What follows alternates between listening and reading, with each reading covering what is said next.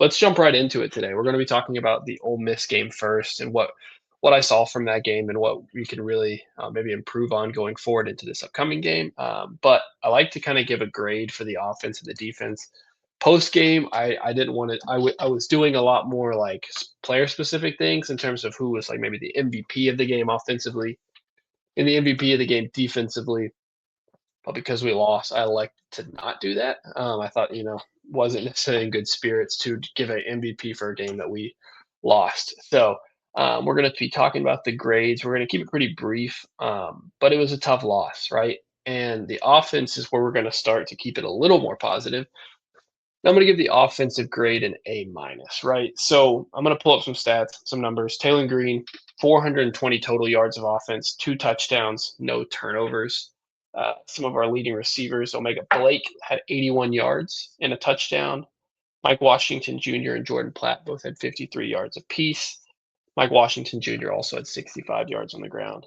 Braylon Russell had a touchdown. Washington Jr. actually had 2 offensive touchdowns. So a lot of yards put up in this game for our offense. 305 passing, 221 rushing. That's over 520 yards of offense, which is awesome. Like we only punted once, and that's really what you hope to see from a team in an SEC game. And I gotta give them a lot of credit. That's why they get an A minus. They don't get an A plus because we did punt once, and then like any Arkansas fan knows, we turned the ball over on the last possession of the game when we had a chance to win the football game. And that's tough because, you hate that for Jalen Brown. But you also know at the end of the day, like that wasn't the only reason we lost that football game. So the offense to me gets an A minus. I really liked Taylor Green's play. If we're being really nitpicky, I thought he had a couple balls. I mean, he had 13 incompletions. And early in that game, he was around 50% completion percentage because he was missing some, I would say, I don't want to say obvious throws, but he was kind of sailing a few balls. He threw a couple that could have been intercepted. And so I'd like to see a little more consistency from him. But at the same vein, like he was the reason that we were even this close in this game, and he was our entire offense. I mean, 115 rushing yards, and if I believe I'm correct, he's our leading rusher right now, man. Over 300 rushing yards this season. Like that's just crazy. He's truly been our workhorse player. Um, from the passing perspective and the rushing perspective, yeah, right now Washington Jr. is our second leading rusher with 260. Taylor Green has 307 yards. He actually leads the SEC with 9.6 yards per carry among qualified candidates. So, like, the offense really did look good in this Ole Miss game. I was very impressed. We obviously, I think, as Arkansas fans, were impressed in the first 2 games, but we also didn't really know like the value of that. Right? Those were 2 opponents that we didn't expect. We had no problem winning those games.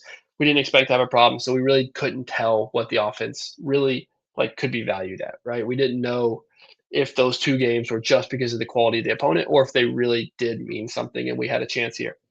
And I think that we proved that. Like I genuinely going, and I will talk about it when we talk about the Memphis game. Like I genuinely think that we are going to have no problem scoring on Memphis, and we had no problem scoring on Ole Miss. And I do think Ole Miss, as time will tell, I think it's one of the weaker defenses in this league. Right? They lost a lot of guys to the NFL, including a first round pick in Walter Nolan. But they had other guys like Princely Uman and Chris Paul Jr., former Razorback, that were very standout players on this team last year, and that ultimately graduated and went on to the NFL. So they had to replace a lot. And a couple of those guys made plays in this game, but ultimately our offense I thought was phenomenal. And I think their defense is not well. But I got to give a lot of credit to the offense, and that's why they get an A minus, not an A plus. We punted once and we turned over the ball at the very end of the game, but this offense is what kept us in this game, and so for that I got to give them an A minus. The offensive line also looked pretty good. We really ran the football to me quite well towards the end of the game. So let's switch over to the defense, the less positive note of this game, and ultimately the reason we lost this football game. And I couldn't really give him anything else but an F. Like it was horrible. I think that let's say we score a touchdown on that final play. Jalen Brown doesn't fumble. We're up 42-41 and the defense holds. Then I'd give them maybe a D, maybe D plus, just because they would have had back to back drives of shutting down the opponent late in the fourth quarter, and you got to give credit where credit's due there. But one, that did not happen, and two, they still played horrible regardless, even if that had happened. So 41 points given up.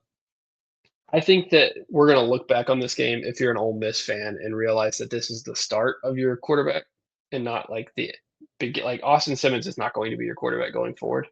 I think Trinidad Chambliss will be. And I think Simmons came in there and you could tell that he was hurt, and injuries may also be a factor going forward. Like he may not be even healthy for the following weeks. But I think even if he was, man, Chambliss had 353 passing yards. He was their leading rusher as well as 62 yards on the ground.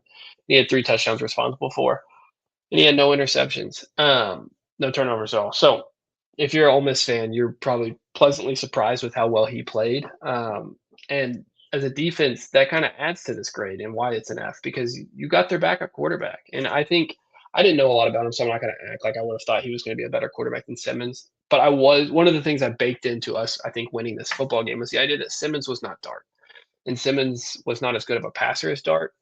I honestly think Simmons' mobility wasn't even as good as Dart's. So I think that to see Chambliss come in and really look good in both spots as a passer and a runner was devastating, and I would have rather had Simmons be the quarterback, and that's hindsight, right? I wouldn't have maybe if you had told me before the game, "Hey, we're gonna get Chambliss, is that better or worse?" I would have maybe said better, but I don't know. It's tough look on your defense when the backup quarterback comes in, and I'm sure any player knows. And I would love to know from Pittman how much they prepared for Chambliss, because it is a different type of game. He's not quite the same player as Simmons. He's a little more dynamic with his legs. He's great in the pocket and being able to maneuver the pocket, and he proved to be a really good passer. And he was a right-handed quarterback too, so like that does affect some things. But I'd love to know from Pittman how much planning they went into. I mean, they knew Simmons was on the injury list, but it seemed, from all accounts that I understood to be, was that he was probable to play in this football game. So if we really did prepare for him, this is even more devastating. You don't get a pass that we didn't prepare, but it does make a little more sense on why we were so poor defensively. We held them, I believe, to 2 punts.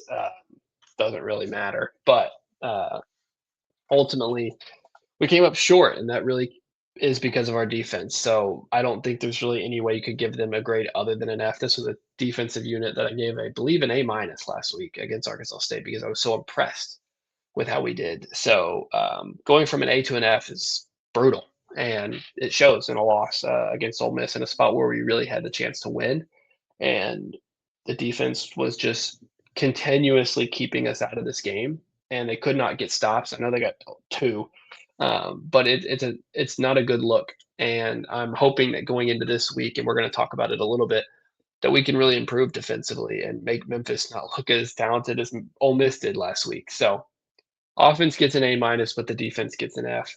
And so that's a little bit about the Ole Miss game. We ultimately lost 35-41. We are now 2-1.